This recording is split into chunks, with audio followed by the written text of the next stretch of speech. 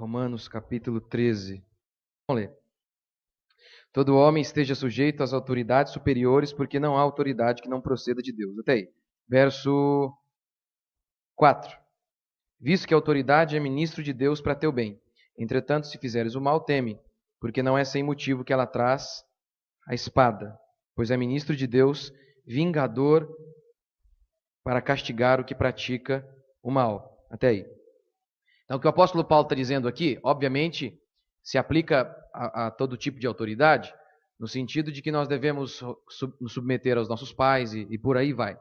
Mas especificamente aqui em Romanos 13, o apóstolo Paulo está falando da autoridade governamental, ou seja, do Estado, das autoridades políticas. Mesmo porque só elas têm o poder de trazer a espada para vingar Deus, como a Bíblia diz. O Estado também é um vingador de Deus, para punir aquele que faz o mal. Se você não ouviu as minhas duas primeiras pregações que eu fiz sobre política, pediria que você pudesse ouvir. Eu tenho certeza que você ia ser muito abençoado e também ia entender melhor o que eu vou pregar aqui hoje. Agora, eu tenho que começar sempre reafirmando isso.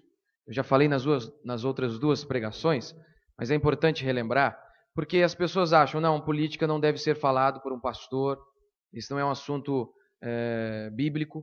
E eu mostrei na primeira pregação que a Bíblia tem muito para dizer sobre política. A Bíblia tem muito, sim, assunto para falar em relação ao que é um governo justo, como é, por exemplo, aqui esse texto que eu li para vocês. Esse texto de Romanos 13 está dando a função do Estado. E a função do Estado é esta, é de punir o mal. O Estado não está aqui para produzir alguma coisa. O Estado está para proteger quem produz. O Estado não é responsável, não tem que ser responsável para dar educação, para dar cultura para a gente. Eu sei que você acha isso, que o Estado tem que dar isso para nós. Mas a Bíblia diz que essa não é a função do Estado. Que a função do Estado é apenas carregar a espada. Não é carregar o arado, o livro e tudo mais. A função dele é mínima. É o que nós chamamos de Estado mínimo. Quando o Estado tenta colocar os seus tentáculos por todos os ramos da sociedade, isso traz miséria. Em relação ao Estado, menos é mais. Esse é o que eu tenho pregado aqui. E aí, a gente também tem que se lembrar, quando alguém diz assim, eu não me importo com política. Aí eu citei aquele exemplo daquela mãe que foi grávida até o hospital, chegando lá não tinha médico, e aí a criança faleceu. Então obviamente foi por conta de uma questão política, ou de uma má gestão política, de corrupção, que aquela criança faleceu. Então, quando você se diz crente, diz, eu não me importo com política. O que você está dizendo, então, é, eu não me importo que crianças estejam morrendo. Eu não me importo com isso. E aí, eu preciso relembrar os irmãos, mais uma vez, de Jeremias 29, quando o profeta Jeremias enviou uma carta para o povo que estava lá na Babilônia. O povo queria voltar para Jerusalém. Mas aí, então, Jeremias envia uma carta e diz, olha, procurem a paz da cidade, porque na paz da cidade vocês vão encontrar a paz. Isso aqui tem muito a ver comigo e com você, porque nós também acreditamos que a nossa vida não é aqui. A nossa vida é na Nova Jerusalém, a Jerusalém Celestial. Entretanto, enquanto estivermos aqui nessa Babilônia, devemos sim procurar o melhor em relação ao nosso país, para que aí a gente também encontre paz para nós. Isso é tão verdadeiro que em 1 Timóteo 2,2, o apóstolo Paulo nos ensina assim, orem em favor dos reis, para que vivamos vida tranquila. Então, muito da tranquilidade que a gente espera viver, tem sim a ver com uma questão política. Isso é tão exemplificado, isso é bem exemplificado na construção do templo de Israel. Quando o templo foi construído? Numa época de paz e de prosperidade econômica no reino de Salomão.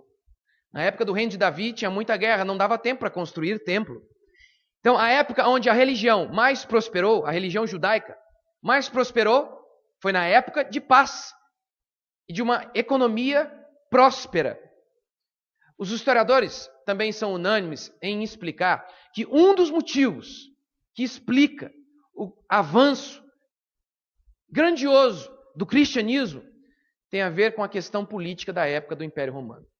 O Império Romano trouxe estradas e também uma certa relativa paz entre as nações vizinhas, possibilitando então as viagens, as migrações constantes. Então, por isso, por conta das estradas e de poder viajar em paz, muitos crentes viajavam para pregar o evangelho. É óbvio que sempre, desde o começo, eles foram perseguidos pelo império, mas havia relativa paz. E por isso, o evangelho foi levado para todos os cantos. Portanto, é assim importante a gente entender, à luz da Escritura, quais são os princípios bíblicos que definem um governo justo. Porque como que a gente, por exemplo, vai votar? Como que a gente vai ser uma influência positiva no nosso país em relação a um governo justo, se nós nem temos um padrão do que é um governo justo? E aí, semana passada, eu comecei a tentar demonstrar que o PT e o que a esquerda do nosso país prega é o oposto do que a Bíblia ensina. Que o PT prega o socialismo, que a esquerda prega o socialismo, que é o oposto do que a Escritura diz. Eu comecei argumentando assim ainda. Você conhece algo pior que as duas grandes guerras mundiais e do que todas as tragédias recentes juntas? E eu disse, eu conheço socialismo, que é o que é a ideia base do PT. Porque o socialismo matou mais gente do que as duas grandes guerras mundiais juntas e do que todas as tragédias recentes juntas. O socialismo matou mais de 100 milhões de pessoas. 100 milhões. Por isso, a gente precisa entender os valores cristãos e, com base nos valores cristãos, a gente vai sim conseguir identificar lá fora quando os políticos nos trouxerem propostas. Por exemplo, na Escritura não tem nenhum versículo falando, não tem a palavra socialismo ou capitalismo, mas obviamente, com base nos princípios que existem aqui, nós podemos identificar aquilo que não é de Deus, no caso o socialismo, e aquilo que mais se parece com o que a Bíblia diz, que é o capitalismo. E é o que eu vou tentar pregar aqui para você hoje, mais uma vez, como eu disse semana passada. Então vamos lá. Alguns valores cristãos que são contrários ao socialismo. Primeiro, a ajuda não era compulsória, eu preguei semana passada. É o oposto do socialismo. Segundo princípio cristão é que protege a propriedade privada. É o oposto do socialismo. É o oposto também do PT, que a cada dia quer abraçar mais e mais as empresas. Terceiro princípio é que a Bíblia diz que cada um vai receber de acordo com o suor do seu rosto.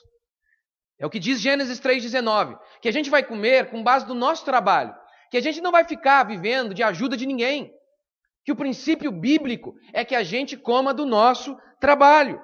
O remédio para a desigualdade não é o governo tirar de um e dar para outro. O remédio para diminuir a desigualdade é talento e esforço próprio. Talento e esforço.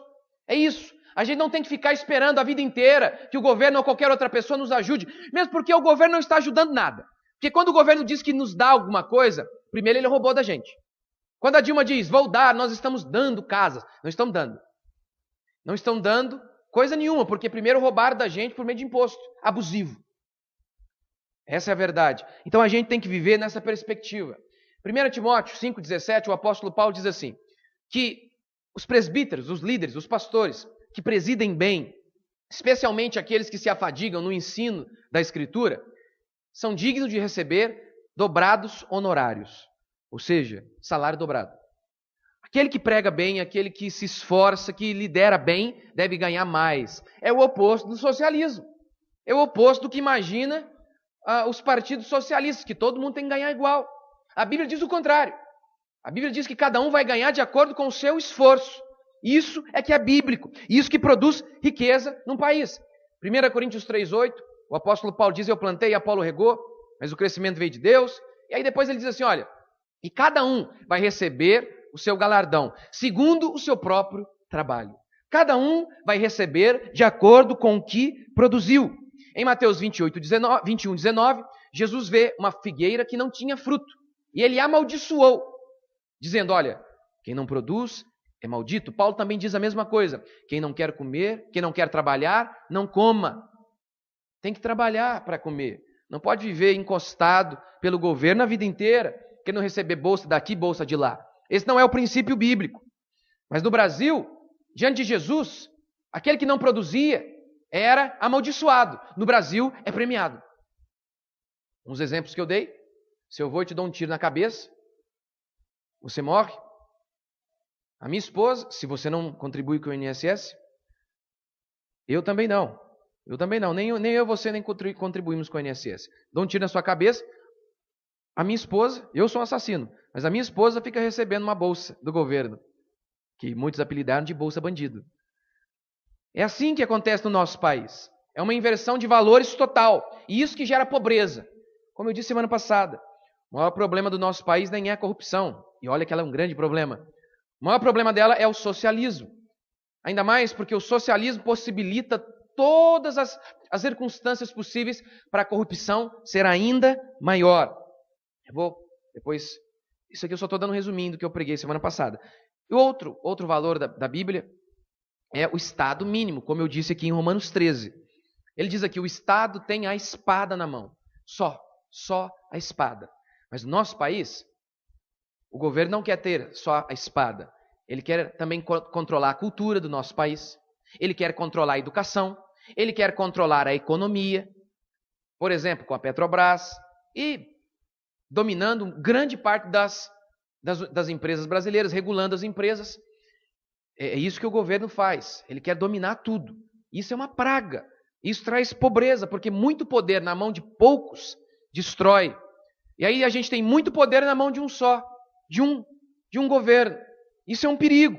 E é o que a Bíblia não aprova. O maior problema do nosso país não é a corrupção, é o socialismo. O socialismo prega o mito da igualdade, só que isso vai se dar ao preço do controle maciço do Estado sobre a gente. O Estado nos controlando absolutamente. Isso é socialismo, Estado intervindo. A ideia que é pregada é de igualdade. Mas a verdade é que socialismo tem a ver com intervenção estatal. O Estado intervindo nas nossas vidas em tudo. Um exemplo. Fiquei sabendo aí que o Estado agora está querendo obrigar a gente a colocar os nossos filhos com 4 anos na escola. Eu não sei, eu sou um débil mental. Eu não sei com quantos anos que meu filho deve ir para a escola. Eu não sei, porque o governo é que sabe. É o MEC que sabe. Não sou mais eu. É ele que decide. É ele que decide tudo. Isso é um governo socialista. É o que a gente vê no nosso país. E, obviamente, o meu tema aqui hoje vai ser mais em relação a como que o governo domina a economia. E quando ele domina a economia, é uma praga. É uma praga. E aí, deixa eu dar o primeiro princípio aqui. Tudo o que o governo produz é ruim. Você pode falar isso? Tudo o que o governo produz... Os irmãos entendem, eu não estou dizendo que o governo, a autoridade em si é ruim. Mas quando o governo quer produzir as coisas, aí dá problema. Na União Soviética, um rapaz, na União Soviética, tudo era do governo. Literalmente, todas as fazendas eram do governo. O governo produzia tudo para então trazer igualdade, para que ninguém ficasse passando fome. O resultado foi o oposto. Historicamente, nós sabemos disso. Milhões de pessoas morreram de fome. Quando o governo quer tomar conta das coisas, é uma praga. Só olhar a educação pública, só olhar a saúde pública, só olhar as ruas públicas, esburacadas. Quando é o governo que quer produzir, é isso que ele gera. E aí então lá na União Soviética, um dos homens do governo veio até uma fazenda. Obviamente fazenda do governo. Chegando lá, ele perguntou para um dos funcionários do governo, todo mundo era funcionário do governo, perguntou, quanto nós temos aí de batata? Qual foi a produção de batata? E então o rapaz respondeu, olha, nós temos tantas batatas que dá para empilhar até chegar a Deus. E o homem do governo respondeu, mas espera aí, rapaz, isso aqui é a União Soviética, aqui não tem Deus, não. E o rapaz respondeu, também não tem batata. Quando é o governo que domina, é isso que acontece, pobreza. Um rapaz, foi protestar na Coreia do Norte, diante do ditador, na porta da casa do ditador, do país socialista, comunista. Lá, ele começou a protestar dizendo, não temos comida, não temos água, não temos nada.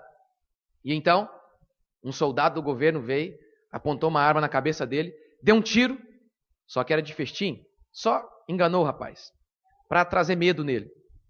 E então, o rapaz, ao invés de ficar com medo e ir embora, continuou o seu protesto, dizendo, ai meu Deus, não temos comida, não temos água, não temos bala, não temos nada.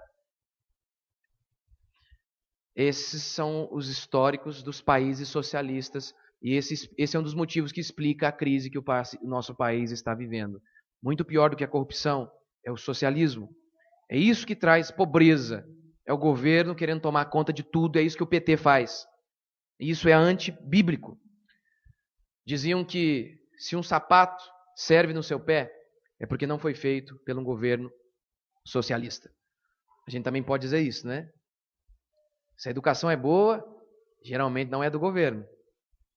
Se a medicina é boa, não é do governo. Aquilo que o governo geralmente dá é horrível. Se o asfalto tá bom, geralmente não é uma rodovia estadual. É privatizada. Porque aquilo que o governo produz é horrível. Horrível. Aí você entende, porque no nosso país tudo é assim. Saúde pública, tudo é horrível. Porque tudo que é público geralmente é ruim mesmo. E aí você fica querendo que o tempo inteiro melhore as coisas públicas. Agora, o que você deveria orar e votar é para que se diminuíssem as coisas públicas. Se diminuíssem as coisas na mão do governo. Se diminuísse. Que não ficasse mais a educação na mão do governo, a saúde na mão do governo, a Petrobras na mão do governo. Aí seria muito melhor. Talvez você esteja, se você estudou a escola pública, meio escandalizado com o que eu estou dizendo. Mas calma aí que eu vou, aos pouquinhos eu vou tentando arrancar aí os séculos de mentira que você aprendeu na escola. No nosso país, não sei se você viu a Dilma fazendo a saudação à mandioca. Alguém viu? Nossa, né? Ela fez uma saudação para a mandioca. Ela quis dizer numa palestra, dizendo assim, olha, isso aqui é o que uma riqueza do nosso país, que nós produzimos, e tal, fez a saudação para a mandioca. O governo socialista só faz saudação para a mandioca mesmo. Geralmente são essas as coisas que eles conseguem produzir, e mais ou menos ainda. Agora, você imagina um governante americano faz saudação ao quê? Ao iPhone, por exemplo. Onde há uma economia mais livre, onde o Estado é menos atuante, aí há mais concorrência. E aí há mais disponibilidade para empreender. E aí então a possibilidade de se inventar coisas fabulosas. Agora num país como o nosso, onde o Estado sufoca todo mundo, onde ele diz que sufocando, que tomando conta de tudo vai ser melhor, ele produz justamente o oposto. Como melhorar a educação pública, por exemplo? Acabando com ela. Privatizando ela. Pastor, mas e os pobres? Pastor, mas esse povo, os empresários, eles só pensam no lucro. O povo vai viver na miséria. Deixa eu te dar dois mitos. Dois mitos do governo socialista, dois mitos, duas mentiras do PT. Primeira mentira é que na mão do governo vai ser sempre bom para os pobres. Essa é a primeira grande mentira. Segundo, que basear a economia no lucro é ruim. Essa é a segunda grande mentira. Vou te dar um exemplo. Quantos aqui na igreja tem essa coisinha genial, fabulosa, maravilhosa? O meu aqui é meio meia boca, eu sei, mas quantos tem aí um celularzinho? Levanta a mão, deixa eu ver quanto tem. Todo mundo tem, rapaz. Até minha tia tem. Tá no Facebook, minha tia. Todo mundo. Todo mundo tem celular aqui. Maravilhoso. E os irmãos aqui não são ricos. E todo mundo tem um celular. Antigamente, você deve saber muito bem o quão caro era ter um telefone. Quem é mais velho aqui se lembra. Tinha gente que trocava telefone em imóvel. Tinha gente que trocava telefone num carro, um carro seminovo. Sabia disso? O negócio não era mole, não. Isso na época que o governo prestava o serviço. Era a estatal, a Telebrás. Lembra disso? Toma cuidado com tudo que é Brás. Telebrás, Petrobras. Geralmente, o negócio não vai para frente. Era a Telebrás. Em 1994, o governo liberou 55 mil linhas. O que é 55 mil linhas para mais de 100 milhões de habitantes? Nada. É isso que o governo liberou, 55 mil linhas só. Você tinha que se inscrever e ser sorteado, orar muito, um milagre muito grande para você conseguir ter um telefone. Ou então depois você poderia comprar, mas era o olho da cara. Agora, hoje, depois que foi privatizado, hoje é privatizado a telefonia. Nós temos 250 milhões de linhas. É mais celular do que gente no nosso país. Por quê? Por que isso? Porque o empresário, ele é melhor, é um ser humano melhor que o político? Ele é tão mesquinho, egoísta, avarento, maligno quanto o político. A diferença é que quando você privatiza e disponibiliza a concorrência, por medo de quebrar, ele tem que te dar um produto mais barato, ele tem que concorrer com o vizinho. E por isso, ele vai tentando a cada dia oferecer um produto melhor, E aí a gente consegue chegar hoje a isso, a todo mundo ter um celular. Agora, isso é Petrobras, que eles dizem que é nossa. Quando o PT fala Petrobras é nossa, quando ele diz que é nossa, é deles, não nossa. É deles, é para eles usufruírem, não nossa. Porque eu e você pagamos combustível o olho da cara. Mesmo sendo produtor, pagamos um dos combustíveis mais caros do mundo. Por quê? Porque a Petrobras é do Estado. 37% das ações é do Estado, então o governo é que manda. É por isso. E você sabe, a telefonia ainda tem que melhorar muito no nosso país. Mas você ainda sabe que um dos motivos que ela não é melhor ainda tem a ver com o governo também? Ora, para que se melhore os sinais é necessário que tenham mais antenas. Quem que impede que tenhamos mais antenas? Também é o governo. A burocracia diz que, no mínimo, você precisa de 6 meses, mais ou menos, para conseguir instalar uma antena. Você não, né? As empresas. 6 meses. 6 meses. Vamos lá, vou te dar outro exemplo, então. Vale do Rio Doce. Foi privatizado em 1997. Antes era do governo. Vou te dar alguns dados. Quando a Vale estava na mão do governo e depois que a Vale passou para a iniciativa privada. No último ano da Vale do Rio Doce, na mão do governo, teve um lucro de 500 milhões.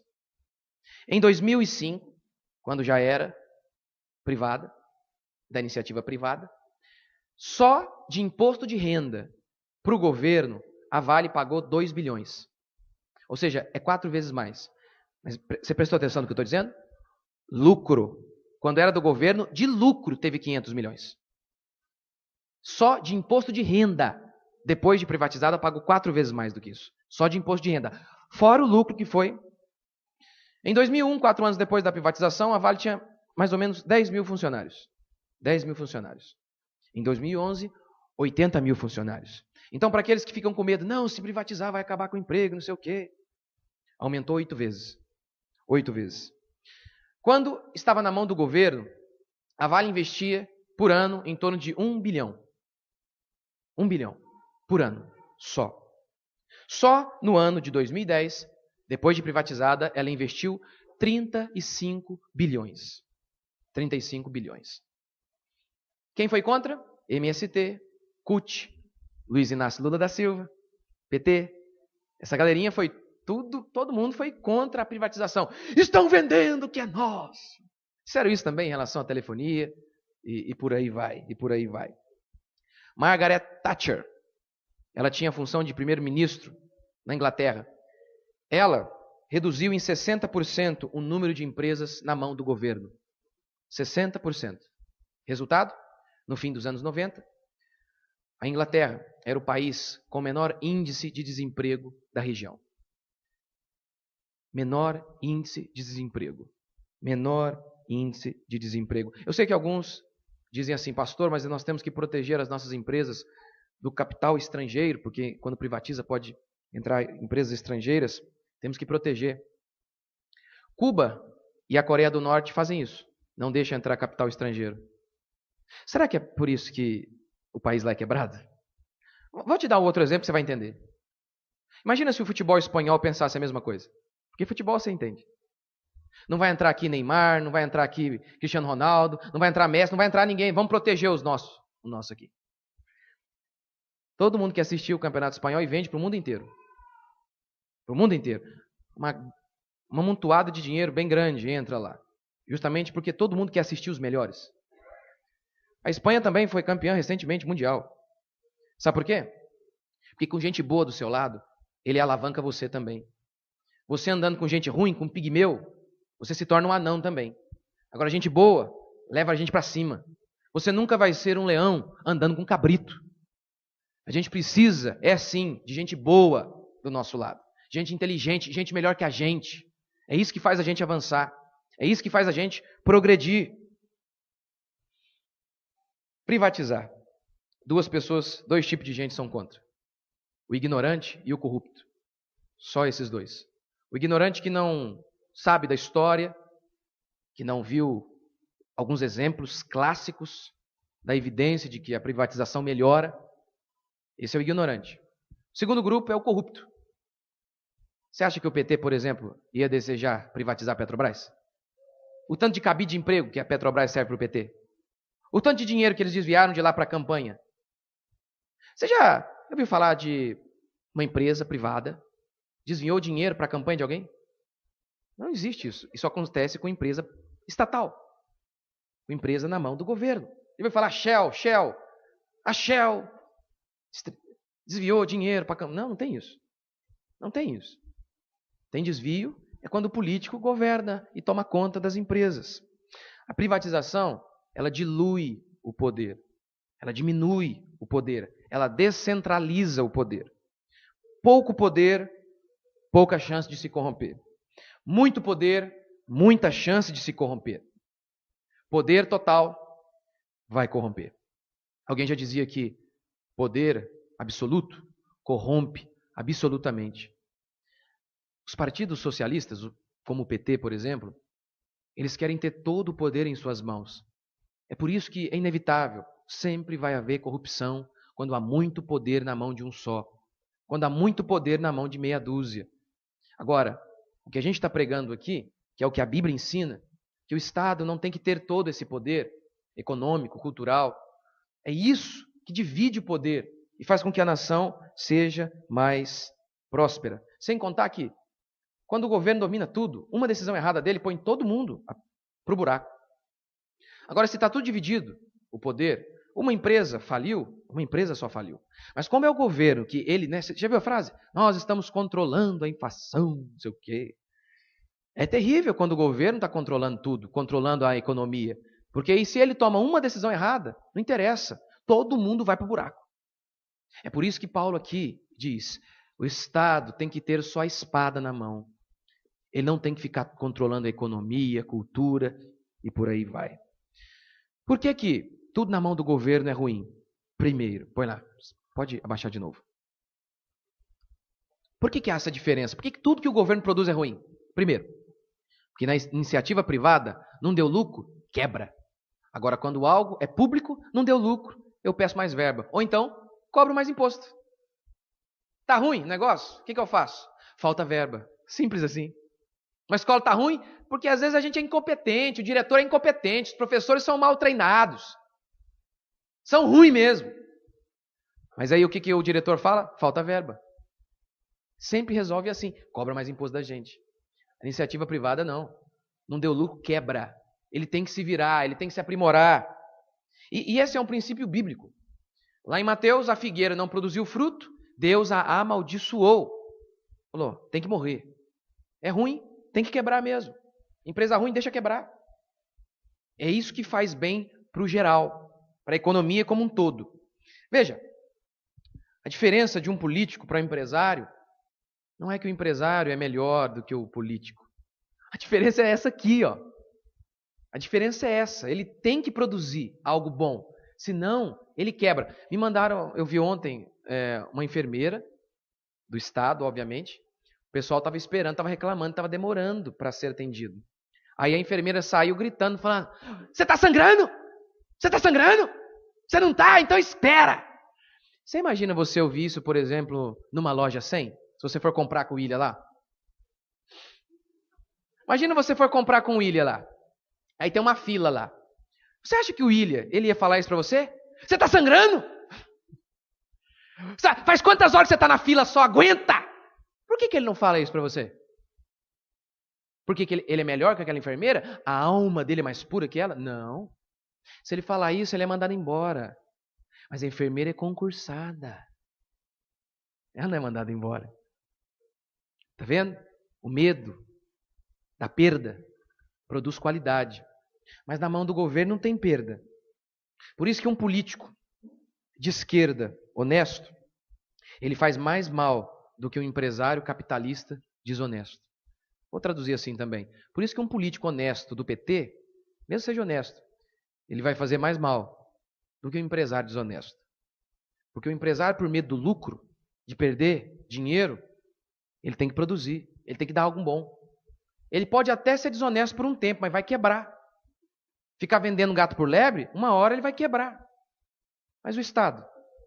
Há quantos anos que o Estado dá uma saúde que é um lixo para mim e para você? E ele quebra? Não. Os incompetentes são mantidos lá. Quer ver? Por que você vai ali num parque ecológico, aqui na nossa cidade, é uma área de lazer pública. Você chega lá, a quadra de futebol é um piche, um negócio áspero que se você cair ali, meu amigo, você fica sem cara, seu cérebro fica ali.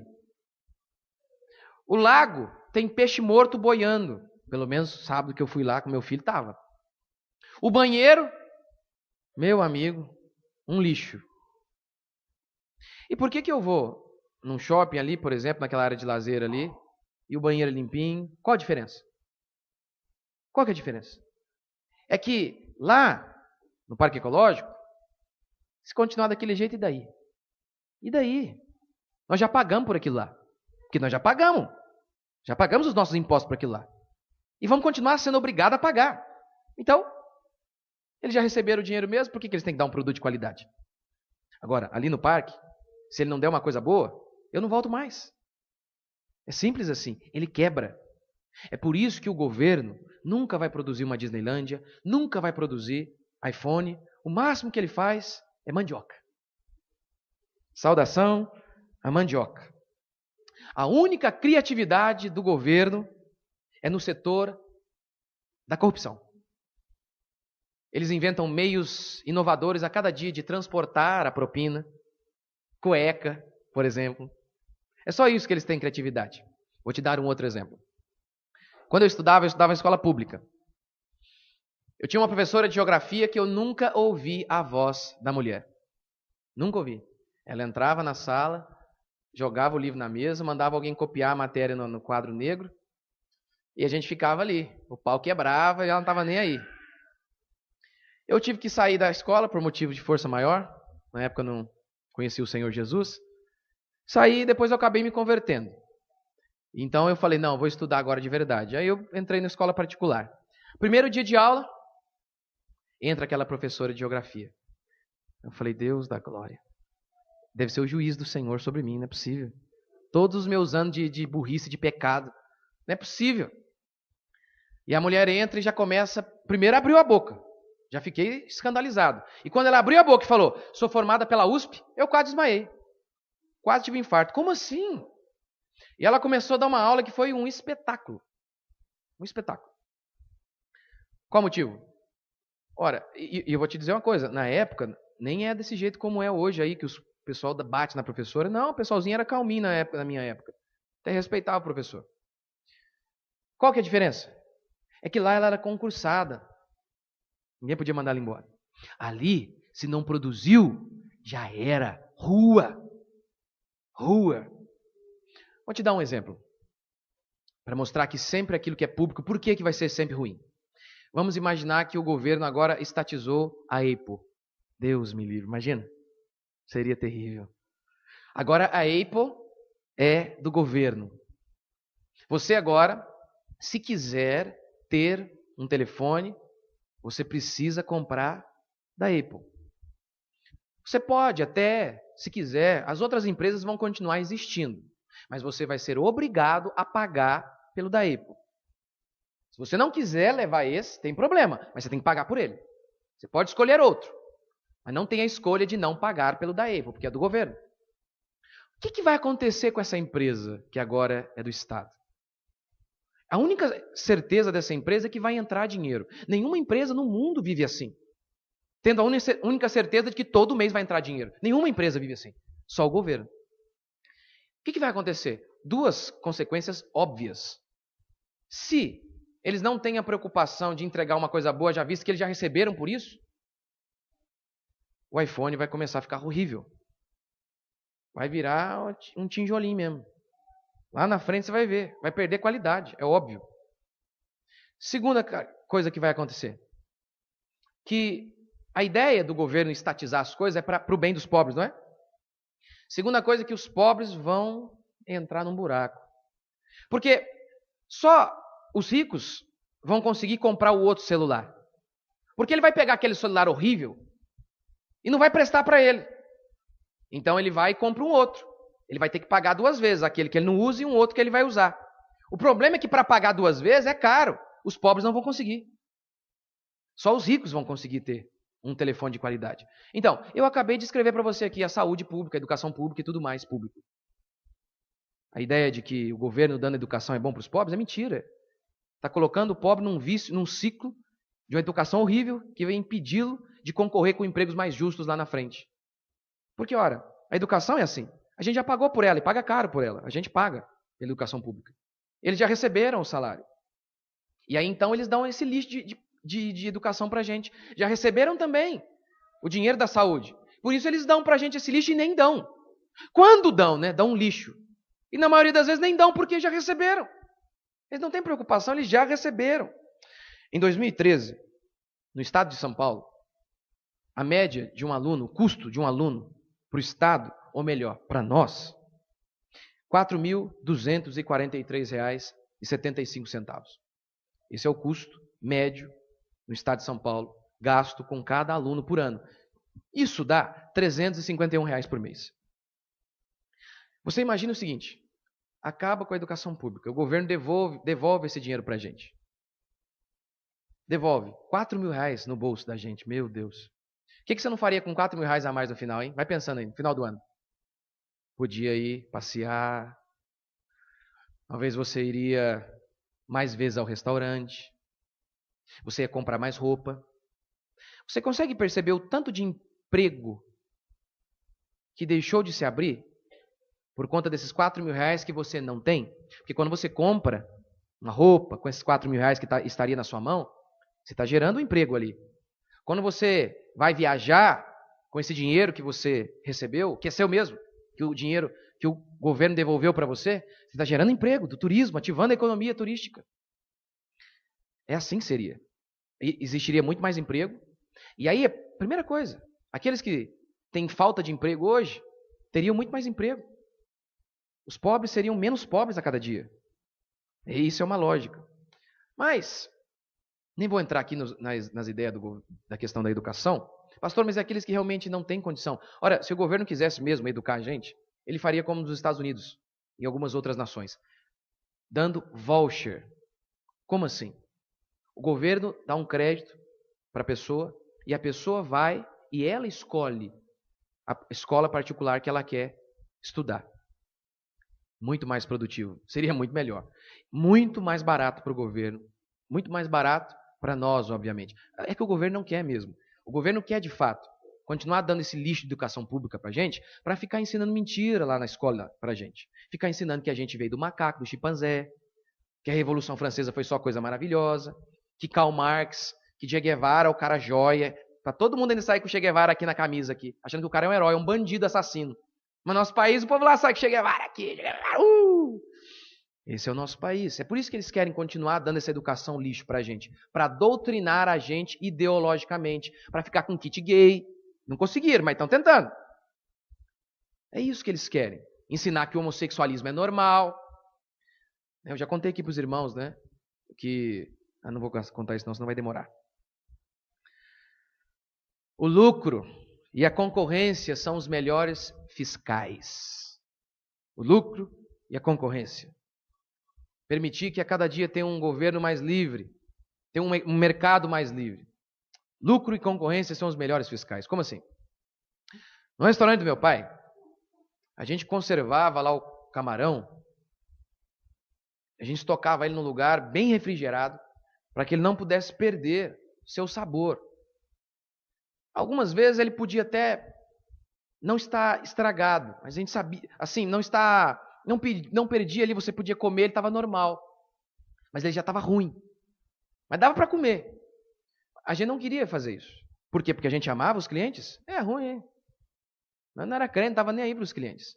Mas a gente queria conservar ele da melhor maneira possível, para que preservasse o sabor, para simplesmente ele voltasse. Porque se a gente servisse algo ruim, sem sabor, ele não voltava mais. Então, por meio do lucro, preocupado com o lucro e com a concorrência, é que a gente se preocupava em dar algo melhor para as pessoas. É assim que o ser humano é. É assim que o ser humano funciona. O que o governo, e muitos chamam de maligno, é o que move o homem. A esperança de receber pelo que fez. É isso que move o ser humano. E é assim que a gente também deve ser. E é assim que deve ser um país honesto. Um país rico. Pelo menos é assim que vai ser um país rico.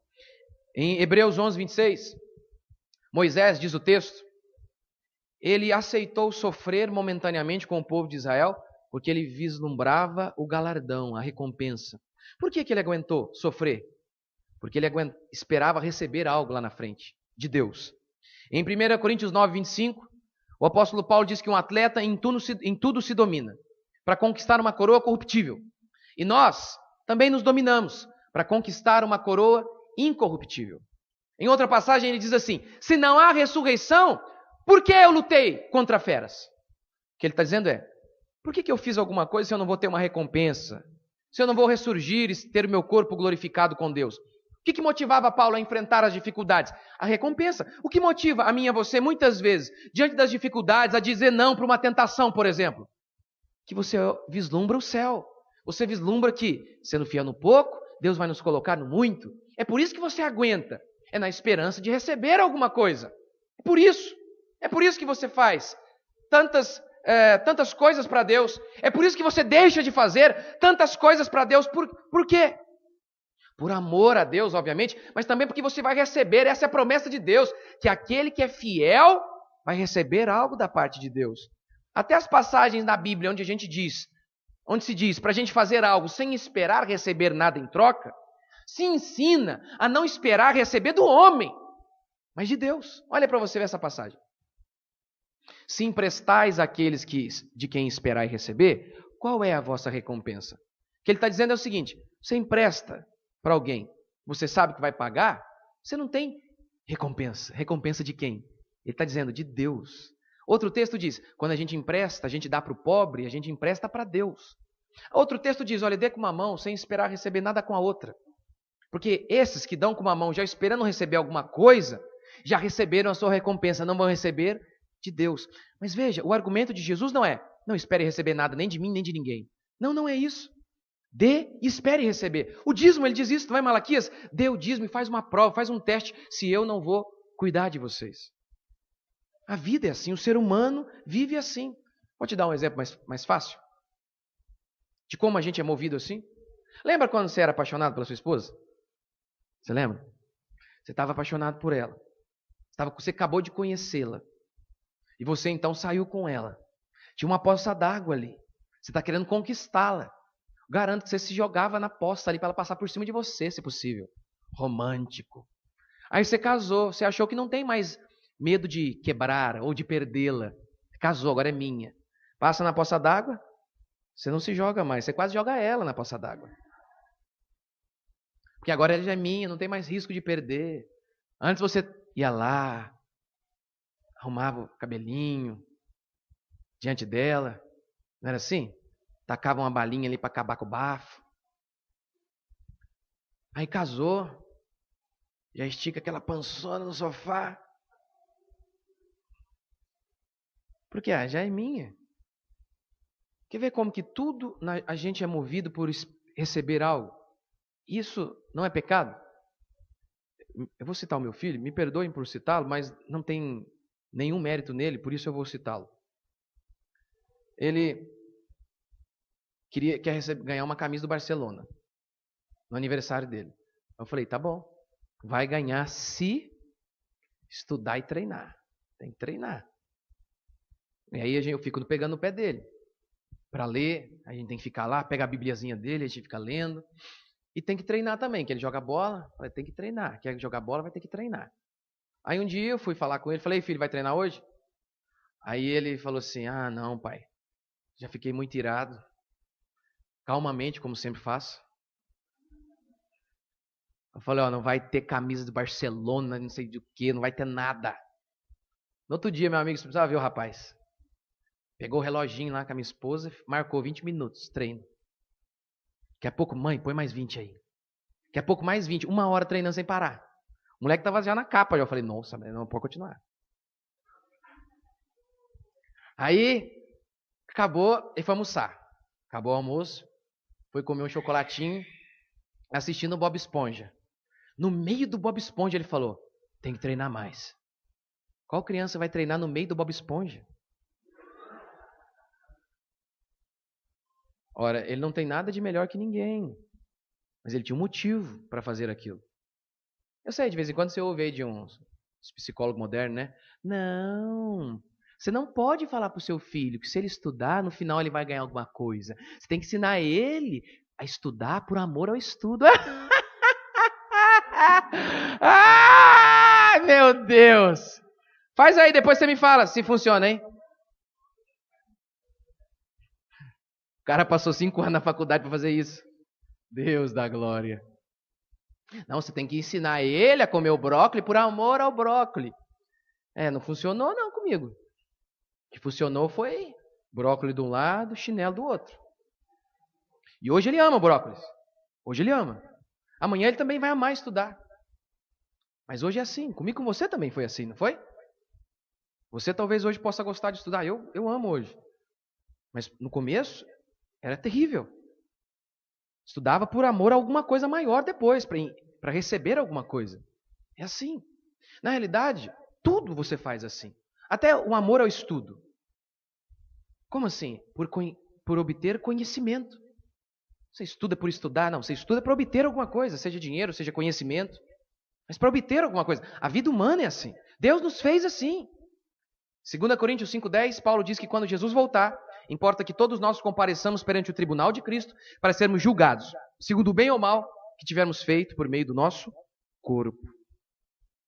A gente vai ser julgado e vai receber de acordo com aquilo que a gente fez.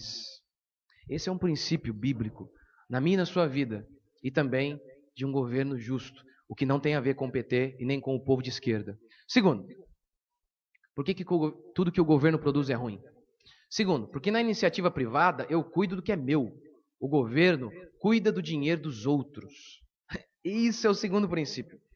Rousseau, um filósofo, influenciou muitos socialistas, ele dizia que o centro das mazelas sociais está no fato de existir propriedade privada. Ele diz, quando há propriedade privada, aí vai ter mazela, vai ter desgraça. Tem que ter tudo na mão do governo. Tem um livro chamado Como o Capitalismo Salvou a América, Salvou os Estados Unidos. Ele conta uma história muito interessante dos primórdios, do início da nação americana. Em 1607, 104 homens chegaram até os Estados Unidos em uma cidade americana. Chegando lá, depois de alguns meses, apenas 38 estavam vivos. De 104, apenas 38 estavam vivos. E a maioria morreu por inanição, fome. Por quê? Por quê? Faltava bens naturais? Não. Lugar muito rico. Peixe, frutas, tinha de tudo. Como que eles morreram de fome? O livro então explica. O governo lá funcionava assim. O que era produzido ia para um fundo comum. Que todo mundo produzia. Ia para um fundo comum e depois era distribuído igualmente para todos. De maneira que mesmo aquele rapaz que havia trabalhado o dobro que um outro, recebia a mesma coisa. Obviamente, quando isso acontece, tudo é nivelado por baixo. O que trabalhava muito, vê que o rapaz trabalha menos e ganha igual ele acaba trabalhando menos também. Porque o que trabalha pouco, olha para aquele que trabalha bastante e diz, eu estou ganhando que nem ele, então está dando certo. E ele continua trabalhando pouco. E é assim que acontece, pobreza, miséria. O governo britânico, então, enviou um homem. Chegando lá, ele identificou esse problema. Ele, então, privatizou a terra. Deu 3 acres para cada família.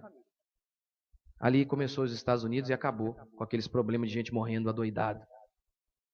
Por quê? Porque quando eu cuido do que é meu, eu cuido. Agora, com o dinheiro dos outros, geralmente o ser humano não tem cuidado. Tem uma frase que é verdadeira: o que é de todo mundo não é de ninguém. O que é de todo mundo não é de ninguém. Parece uma piada, mas já reparou que não falta vaca no mundo? Mas tem um monte de bicho aí em extinção. Um monte. Baleia. Sabe por quê? Porque a vaca é privatizada. Se morrer, acabou meu negócio. Então tem que cuidar dela. Mas a baleia, de quem é a baleia? Não é de ninguém. O mar é de todo mundo. E como é de todo mundo, não é de ninguém. Ninguém cuida. A Dilma fez uma festa, a festa do 7 de setembro, e gastou 800 mil. Dizem que gastou 800 mil para fazer a festa. Eu sei que isso é nada. comparado ao PIB de um país como o nosso. Mas tem um princípio moral por detrás disso. Ético. Um país quebrado não faz festa. Eu, desempregado, vou fazer um churrascão pro meu filho? Eu, quebrado, não faço isso? Não tinha festa, não teve pro meu filho, tadinho. O Senado renovou a frota de carro, recentemente agora. Essa notícia é fresquinha dessa semana. Os carros com 2 anos de uso só, renovaram tudinho. Senadores gastaram, essa semana também, tem a viagem marcada para a China, 9 senadores, R$800 mil só em passagem aérea. Eu acho que eles vão dar uma passaginha lá em Saturno, em algum lugar, porque não é possível, 800 mil? Só de passagem? Mas por que eles fazem isso? Porque o dinheiro é deles. O dinheiro é deles. É por isso que, quando o governo é empresário, tudo é ruim, porque não é deles. Se quebrar, e daí? Eu peço mais dinheiro. Não adianta, na mão do governo, vai para o buraco. Portanto, um resumo do que eu estou dizendo é o seguinte para vocês. O socialismo é uma praga. O PT não representa o ideal cristão. O governo sendo dono de tudo. O governo intervindo em tudo. É horrível. Um país lúcido, o debate não seria entre escolher um partido que privatiza e o partido que não privatiza. Num país lúcido, o debate seria entre o partido que privatiza melhor do que o outro. Entre qual partido privatiza melhor? Esse é um país lúcido. E aí você dá uma olhada aí na história e dá uma olhada nos países que são assim. Menos ação do governo, mais rico é o país. Cuba, Coreia do Norte, Venezuela. Nesses países, o governo é dono de tudo. O governo é dono de tudo. Miséria total. Esse é um dos motivos que o nosso país também é miserável. O governo ainda tem as mãos sobre muitas coisas. Portanto, quando você for votar, você tenha esses princípios aqui na sua mente. Quando você for vendo seu filho crescer, você ensine esses princípios aqui para ele. Aí fora são chamados princípios de direita. Isso aqui é ser de direita. Ser de direita é acreditar que o Estado não tem que ficar intervindo economicamente, intervindo em tudo nas nossas vidas. Ser de direita é acreditar que o Estado tem que ser mínimo. E isso nós acreditamos que é o que mais se aproxima do que está na palavra de Deus. Portanto, quando você for tentado a falar, não tem nada a ver com política, não quero saber disso. Ora, lembra daquela frase que eu citei na primeira pregação? Quem não gosta de política acaba sendo governado por quem gosta. E aí, esses que gostam acabam enganando em muito aqueles que não gostam. Acabam roubando muito aqueles que não gostam. Então, que a gente seja lúcido, para que depois nós não sejamos responsabilizados diante de Deus por toda a desgraça que acontece sim no nosso país, que sim, tem muito a ver comigo e com você, com as nossas escolhas. Afinal, não foi o nosso país que colocou esse povo lá?